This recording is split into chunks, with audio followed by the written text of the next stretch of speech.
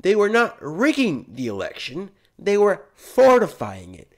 The semantics of the left, how they play with words, drives me crazy. They were not rigging the election, they were just fortifying it, guys. Come on, stop being silly. Welcome and happy Friday. Unless you're not watching this on a Friday, in which case, sucks for you. Unless it's Saturday, when you have an argument that Saturdays are better than Fridays, but I disagree, because on Fridays, you got the whole weekend ahead of you. On Saturdays, the next day is Sunday, and then what do you have? Monday. In today's video, we cover Majorie Taylor Greene being exiled from House committees against the will of Republican leadership. Then, Time magazine admits the election was rigged, and their wonderful leader, Joseph Robinette Biden, unleashes federal mask police upon his citizens. Very nice. Let's get into it. I thought it would be best to start with the rigging of the election because it's quite juicy, to be honest. For months, I've been saying that the election was rigged. Not stolen, no voter fraud. Maybe, but I haven't seen any proof of that. What I'm saying is the election was rigged by the media. You were barraged by Orange Man Bad. Yet, anti-Biden stories, Hunter Biden stories, they were hidden. And now, they admit it. From Time magazine, the secret history of the shadow campaign that saved the 2020 election. This is going to be good. Now, as you can see, this is a really long story. I'm not going to read you the whole thing because I don't want to bore you to death. But there are certain parts that I think are quite interesting. Let's start with this. The handshake between business and labor was just one component of a vast cross-partisan campaign to protect the election, an extraordinary shadow effort dedicated not to winning the vote, but to ensuring it would be free, fair, credible, and uncorrupted. For more than a year, a loosely organized coalition of operatives scrambled to shore up Americans' institutions as they came under simultaneous attack from a remorseless pandemic and an autocratically inclined president. Though much of his activity took place on the left, it was separate from the Biden campaign and crossed ideological lines with crucial contributions by nonpartisan and conservative actors, like the Lincoln Project, whose founder was just accused of, being a pedo. Can't say the whole word on YouTube. The scenario the shadow campaigners were desperate to stop was not a Trump victory. Yes, it was. It was an election so calamitous that no result could be discerned at all. A failure of the central act of the democratic self-governance that has been a hallmark of America since its founding. This is the inside story of the conspiracy to save the 2020 election based on access to the group's inner workings, never before seen documents, and interviews with dozens of those involved from across the political spectrum. It is the story of unprecedented, creative, and determined campaign whose success also reveals how close the nation came to disaster. They're salivating over here. Jesus. Every attempt to interfere with the proper outcome of the election was defeated, says Ian Basin, co-founder of the Protect Democracy, a nonpartisan rule of law advocacy group. My ass, nonpartisan. But it's massively important for the country to understand that it didn't happen accidentally. The system didn't work magically. Democracy is not self-executing. Oh, thank you, Daddy. Thank you for protecting us all. Thank you so much. That's why the participants want the secret history of the 2020 election told, even though it sounds like a paranoid fever dream. Pay attention to this, a well-funded cabal of powerful people ranging across industries and ideologies working together behind the scenes to influence perception, change rules and laws, steer media coverage, and control the flow of information. They were not rigging the election, they were fortifying it. The semantics of the left, how they play with words, drives me crazy. They were not rigging the election, they were just fortifying it, guys. Come on, stop being silly. And they believe the public needs to understand the system's fragility in order to ensure that democracy in America endures. Then they go on to salivate about the architect, Mike Polcharsen, and blah, blah, blah, blah, blah, blah, blah. These people are so brave, they're so brave, and so... Time magazine, I can't believe they printed this. The fact that they printed this means that they know that they got the public eating out of their hand. The left, people on the left are going to read this and they're going to say, yeah, the election wasn't rigged, it was fortified. Now check this out that I saw on Twitter that I thought was quite funny. There's no doubt that history will view President Trump's presidency in ways we can't imagine today. Time magazine is just the first media outlet that couldn't resist the temptation to tell the real story about the 2020 election. More stories will follow in the coming years. They couldn't resist, huh? As President Trump would say, sad. Now, through this guy, Amuse, I was able to see this. The federal mask police operate in plain clothes and have broad authority to enforce Biden's orders. Officers have wide discretion in assessing penalties. They can simply eject a passer for a violation or issue a lifetime travel ban by adding them to a federal database. Federal mask police also give wide discretion in determining which face coverings are appropriate. Passengers who are determined to be wearing their mask too loosely are subject to anything from a fine to an arrest. Passengers who took too long eating can be cited. All at the discretion of the officer. The Biden administration has empowered city and state law enforcement to enforce its mask orders as well as TSA agents. Each agency and individual law enforcement officer will be able to determine how violators should be punished. Yeah, just a regular cop on the street has the power to see how you should be punished. Nice. Now, if you think this is fake news, let me present to you this. Federal mask cops will start targeting travel today. Nice.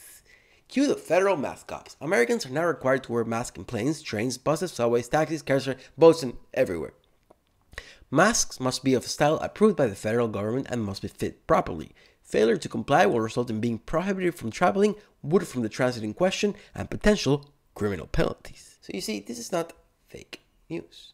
Only targeting people without masks might not seem to leave a lot of room for discriminatory enforcement, but the CDC order doesn't just stop at people not wearing masks. In fact, it leaves it up to the officials' discretion. For instance, travelers can take masks off while eating, drinking, or taking medication, leaving room for a lot of individual judgments in how long it's reasonable or appropriate to remove a mask for during those activities, as well as misinterpretation in whether someone is allowed to have a mask on or off at any given moment. The CDC order also says it's not enough to simply wear a mask. It has to be a certain kind of mask. It can be a bandana, scarf, ski mask, or balaclava.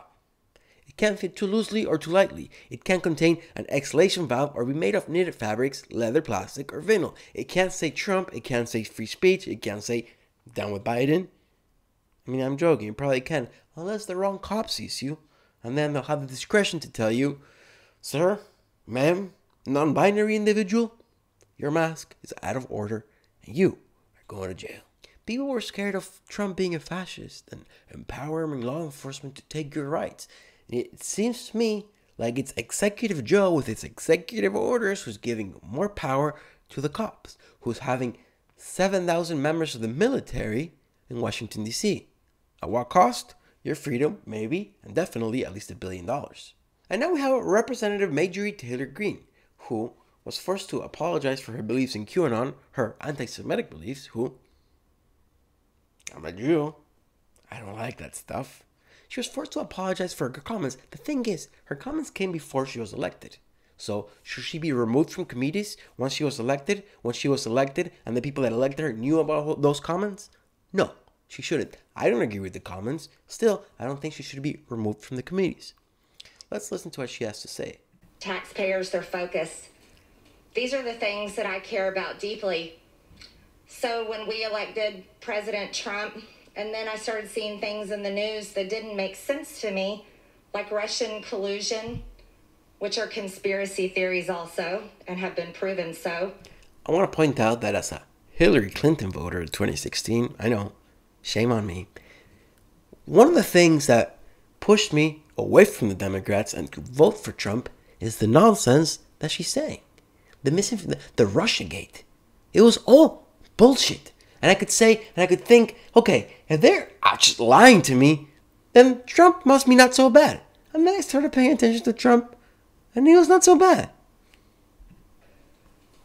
These things bothered me deeply, and I realized just watching CNN or Fox News, I may not find the truth. And so what I did is I started looking up things on the internet, asking questions like most people do every day.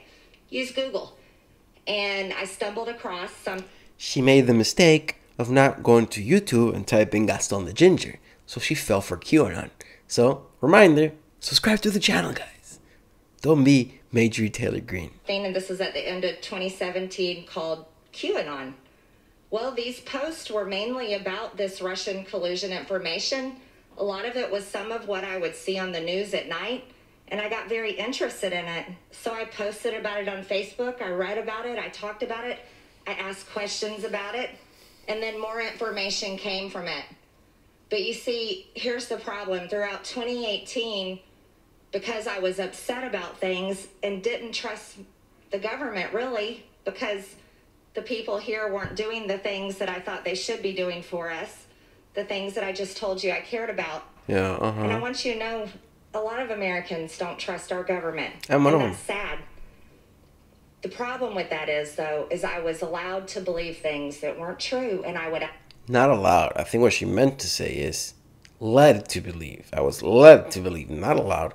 This is America. And for now, who knows in a couple of years, but for now, you're allowed to think what you want. Ask questions about them and talk about them. And that is absolutely what I regret. Because if it weren't for the Facebook post and comments that I liked in 2018, I wouldn't be standing here today, and you couldn't point a finger and accuse me of anything wrong, because I've lived a very good life that I'm proud of, my family's proud of, my husband's proud of, my children are proud of, and that's what my district elected me for. So later in 2018, when I started finding misinformation, lies, things that were not true in these QAnon posts, I stopped believing it. And I want to tell you, any source, and I say this... Alright, enough of the video. She stopped believing it. I haven't heard her apologize for the anti-Semitic remarks, so we're going to go with she apologized for everything. Clean slate for the woman. The thing is, House exiles Majorie Taylor Greene from panels as Republicans rally around her. Democrats passed Republicans' objection to remove the Georgia freshman from her 2 committee posts in a vote without precedent in the modern Congress. Important. Without fucking precedent. The Democrats, who control everything right now, are breaking all the norms. They're doing things without precedent. They can't do this. It's the Republican leadership's job to remove people from committees. Republicans from committees. It's on the Democrats. They can't do that. Well, I guess they can. And now they have.